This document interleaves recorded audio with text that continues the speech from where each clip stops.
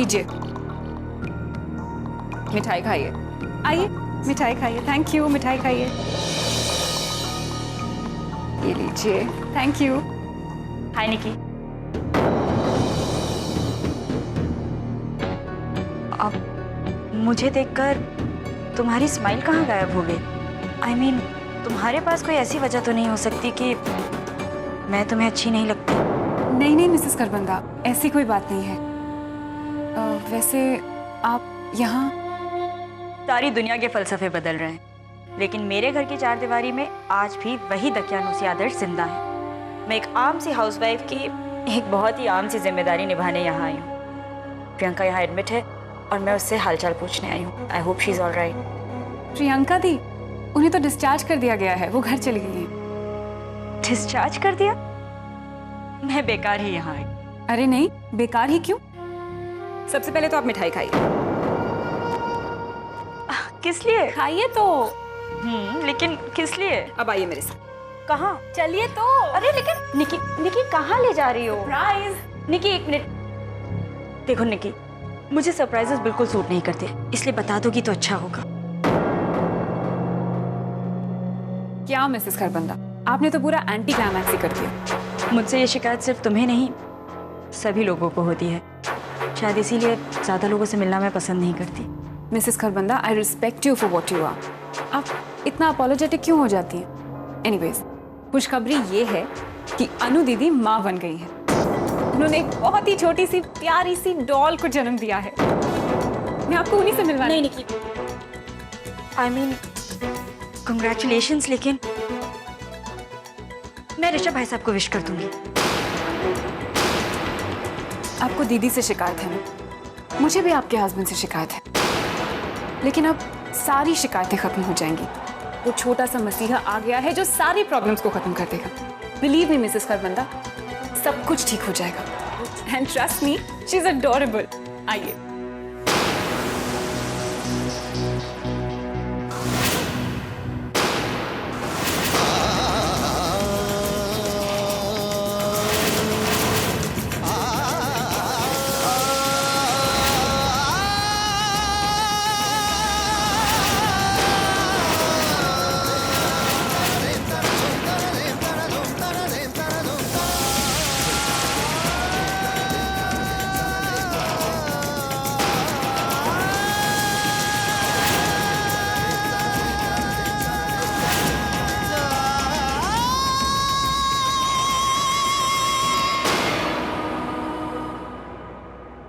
चलती होने की माना कि वो बच्ची मासूम है, छोटी सी मसीहा है, लेकिन जिस जमीन पर उसने जन्म लिया है वहां पहले से ही बहुत पाप है।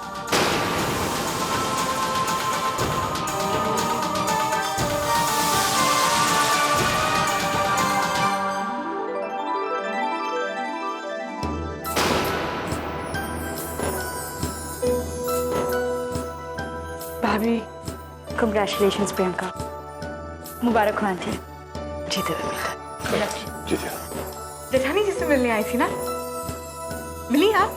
देखा उनकी बिटिया को? देखने तो गई थी, पर मौका ही नहीं मिला। मौका नहीं मिला? क्यों?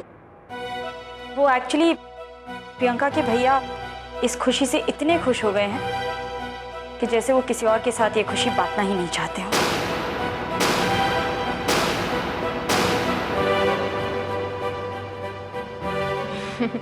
एक्चुअली बात यह है कि कल रात से वो यहाँ है ना। मुझे लगा कि वो तुमसे मिलने आए हैं।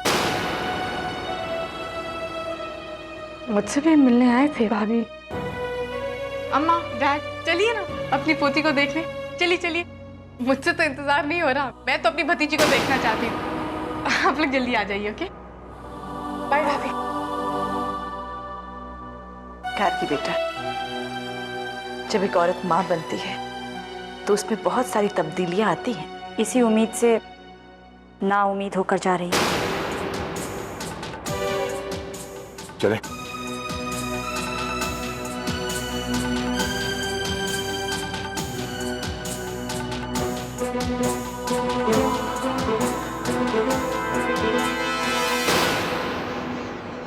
अभी आपके पति मेरी इस खुशी को मुझसे पहले मना चुके।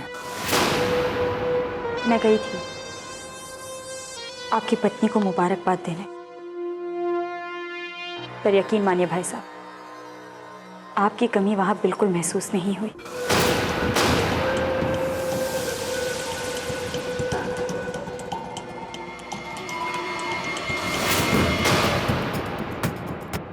Congratulations! Congratulations! कैसी हैं आप? वैसे मुझे बाद में पता चला आपके साथ क्या क्या हुआ। अनुष्का के साथ क्या क्या हो सकता था ये तुम तो क्या कोई भी नहीं जानता। सच कहूँ तो अगर कुणाल भाई ध्यान रख कर नहीं आते, मुझसे जिद नहीं करते तो जो नहीं हुआ उसके बारे में क्या बात करना। जो प्यारी सी बच्ची अनु की जिंदगी में आई है उसकी बात करते हैं। राज जरा लेके आओ ना सर। लेके आओ। वैसे एक बात बता, मेरी तो उससे बात भी हो चुकी है। राज ने फोन पर ही मेरी बात करवाई थी।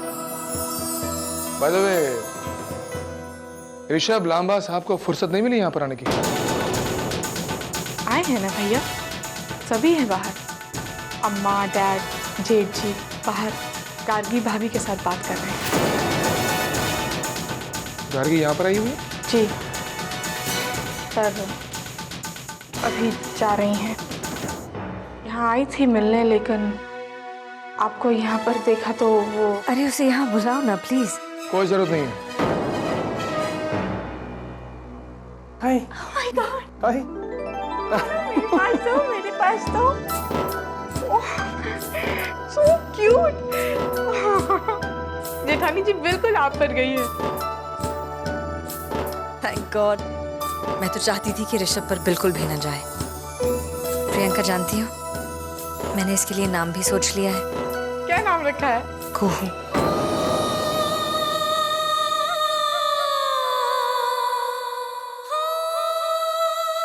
मैंने सुना इस दौरान तुम्हारे साथ क्या गुजरा प्रियंका। मुझे कह रहे कि मैंने अपने कुहू को अबॉर्ट करवा दिया। डैड और राहुल भी यही कह रहे कि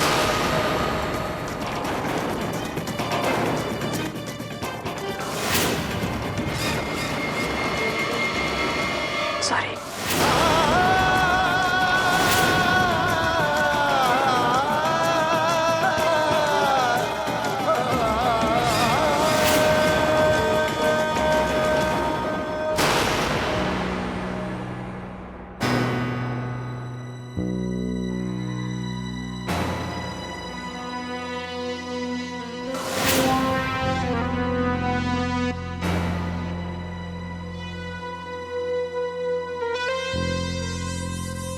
निकी, जीजू, कंग्रेचुलेशंस जीजू।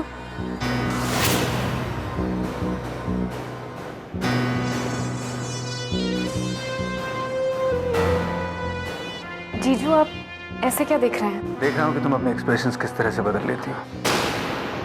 पहले भाव कुछ और थे और मुझे देखते ही हंसी का ये मास्क पहन लिया। किसी चीज को लेकर तुम डिस्टर्ब थी? नहीं नहीं जीजू, आपसे किसने कहा? तुम्हारे बारे में मुझे किसी और से जानने की जरूरत नहीं है। एक तुम ही तो हो जिसे मैं अपने सबसे करीब महसूस करता हूँ। अगर मुझसे भी छिपाओगी तो फिर किसको बताओ?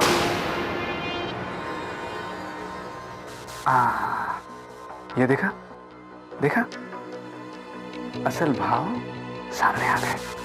जीजू, मुझे कुणाल खरबंदा पे बहुत गुस्सा आ रहा है। मैं मिसेस खरबंदा को दीदी से मिलवाने लेकर गई और हम वहां पहुंचे तो देखा कि। क्या देखा? जाने दीजिए जीजू। कुणाल खरबंदा को मैं कहीं नहीं जाने दूंगा। बोलो क्या देखा? जीजू बोलो क्या देखा? वो दीदी के साथ ऐसे हक से बैठे हुए थे कि। कैसे कैसे हक से? वो दीदी को क्या?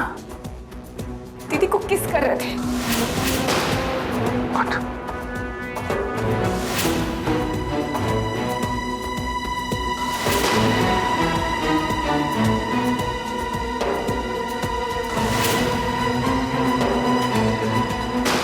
अरे तो इसमें क्या हुआ निकी? इसमें कोई बुराई नहीं है। अब लो, मैंने तुम्हें किस कर लिया, कोई बुराई है इसमें?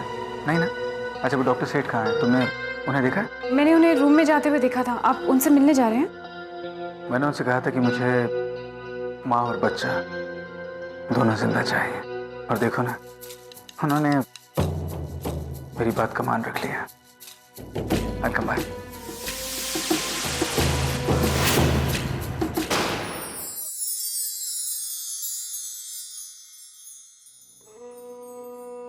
बड़ी बड़ी परेशानियों और दुख के बीच में से रास्ता बनाते हुए न जाने कैसी ये नन्ही मुन्नी खुशी हमारे पास आ जाती है।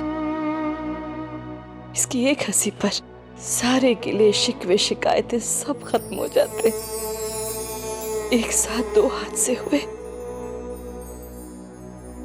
और अंत हुआ जाकर इस कुहू पर। मेरी बहादुर कुहू इस हादसे को हरा दिया बेटा। पर लगता है डैड इस खुशी से खुश नहीं है। नहीं नहीं बड़ी बहू, ऐसी बात नहीं है। कुछ ऐसा हुआ है कल रात के उस हैरानी से मैं अब तक हैरान हूं। यह खुशी जो आंखों के सामने दिख रही थी, अब कहने वाले ये कह रहे हैं कि वो कभी सामने थे ही नहीं।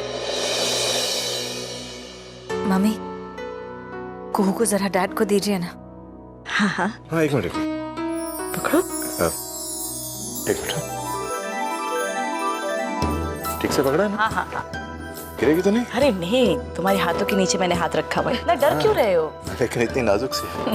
डैड, जरा कुहू के चेहरे की तरफ देखिए। पर क्यों? बस देखिए ना प्लीज। अब बताइए, प्रियंका पर लगाए गए इल्जाम आपको सही लग रहे हैं?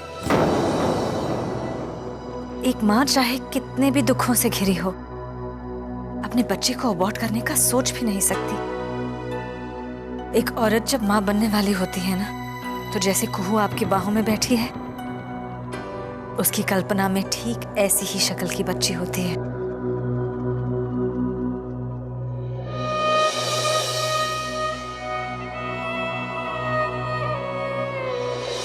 और सबसे ज्यादा बुरा मुझे तब लगा राज, जब राहुल के मुंह से भी मैंने यही बात सुनी। राहुल के इल्जाम ने तो जैसे मेरा दिल छलनी कर दिया। प्रिया, राहुल के पॉइंट ऑफ व्यू से समझने की कोशिश करो। पिछले कुछ दिनों से कुहू राहुल के लिए सब कुछ हो गई थी। राहुल ने जैसे उसके साथ जीना शुरू कर दिया था। देखो, तुम जानती हो कि ये सब झूठ था, राहुल के लिए सब सच था। एक ऐसी सच्चाई जैसे जैसे सिर के ऊपर आसमान होता है, पैरों के तले जमीन होती है। कुहू राहुल के लिए वैसे ही थी जैसे कि तुम हो। मैं जानती हूँ राज, मैं सब कुछ जानती हूँ, लेकिन वो ये कैसे सोच सकता है कि मैं बच्चा अबॉर्ट करवा सकती हूँ? देखो, वो तुम्हारे बारे में ये भी तो नहीं सोच सकता कि तुम उससे झूठ बोलोगी। पर अब क्या होगा? क्या करूं मैं? उसने तो मुझसे कह दिया कि वो अकेले रहना चाहता है। देखो प्रिया, ये कुछ दिनों की बात है। फिर क्या सच है क्या झूठ है, ये राहुल पे जाहिर कर दिया जाएगा। पहले उसे इस हकीकत को तो एक्सेप्ट करने दो कि कुहू अब नहीं। देखो, कुछ दिनों का दुख तुम्हें भी सहना होगा और राहुल को भी। पर आज प्लीज, कम से कम सबके सामने ये तो साबित कर दो कि मैंने कोई अबॉर्शन नहीं करवाया है, वरना ये नफरत ऐसे ही बढ़ती गई तो। ये अबॉर्शन वाली अफवाह फैलाई किसने? मुझे तो लगता है जेठ जी ने ही ये बात राहुल के दिमाग में डाली थी। तुम्हारे जेठ जी भी ना आंखों के सामने होने के बावजूद ऐसा खेल खेल जाते कि नजर ही नहीं आता।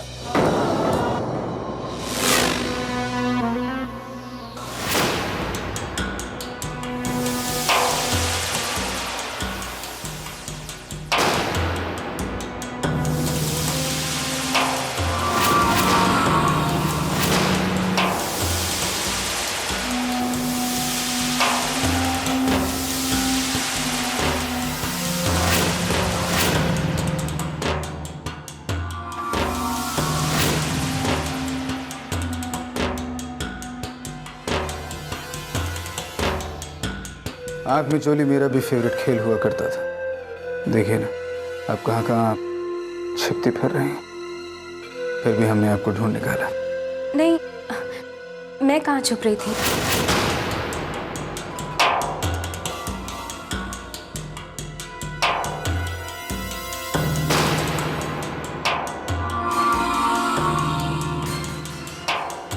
यानी तुम्हें मुझसे डर नहीं लगता? नहीं, ऐसी कोई बात नहीं है। तो यानी डर लगता है।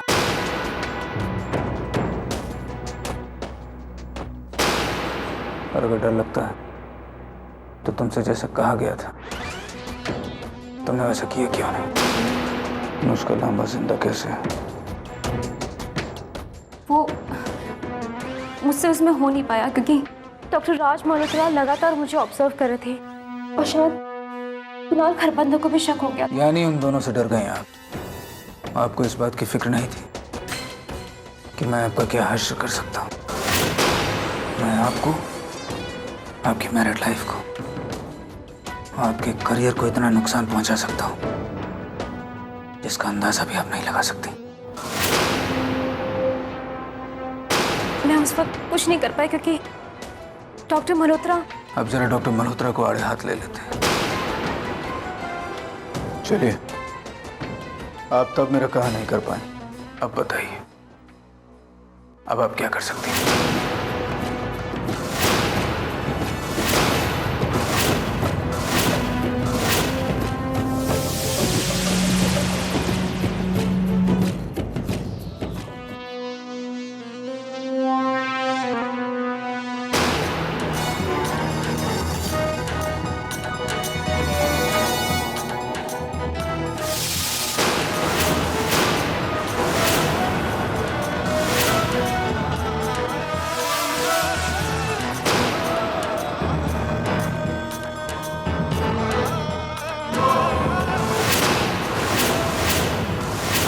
मुबारक हो ऋषभ लांबा साहब, बड़ी प्यारी बच्ची है आपकी। ये कौन सी नई बात है? आपको हमारी हर चीज अच्छी लगती है, आपको हमारी दुश्मनी अच्छी लगती है, आपको हमारी बीवी अच्छी लगती है, और अब आपको हमारी बेटी अच्छी लगती है। हर चीज नहीं हुजूर, जैसे आपका ये बेहुदापन, ये वाहियात बातें अच्छी नहीं लगती। जब आपको हमारा कुछ भी अच्छा नहीं लगता ना, तब हमें बहुत अच्छा लगता है। बदल जाओ मिस्टर ऋषभ लांबा, बदल जाओ, अब तुम बाप बन गए हो।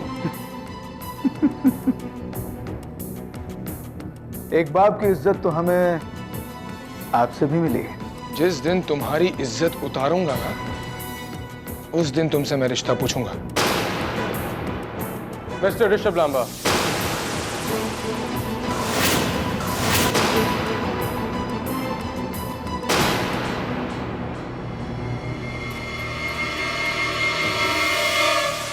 क्यों आप अपनी और लोगों की इज्जत गेंद की तरह उछालते रहते हैं? क्या जरूरत है आपको यह अफवाह फैलाने की कि प्रियंका ने अपना बच्चा अबॉर्ट किया है? और आपको लांबाज के निजी मामलों में टांग अड़ाने का अधिकार किसने दिया? लांबाज मेरा निजी मामला है। प्रियंका तुम्हारा निजी मामला हो, लांबाज नहीं। प्रियंका के बारे में कुछ उल्टा सीधा मत बोलना। प्रियंका के बारे में ये बात करने वाला कौन होता है? कोई एरा गहरा बात कर सकता है, पर ससुराल वाले बात नहीं कर सकते।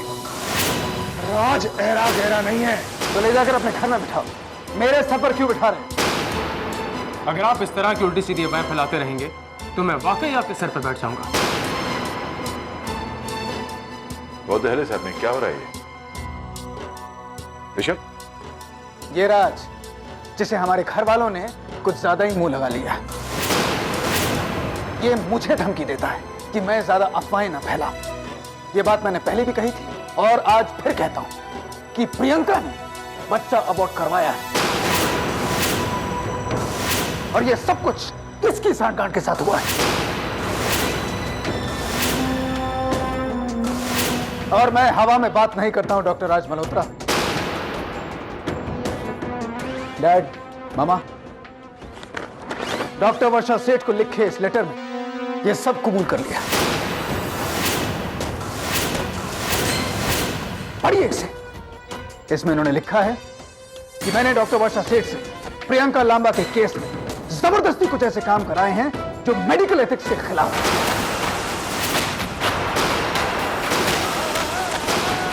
राइट डॉक्टर राज मल्होत्रा।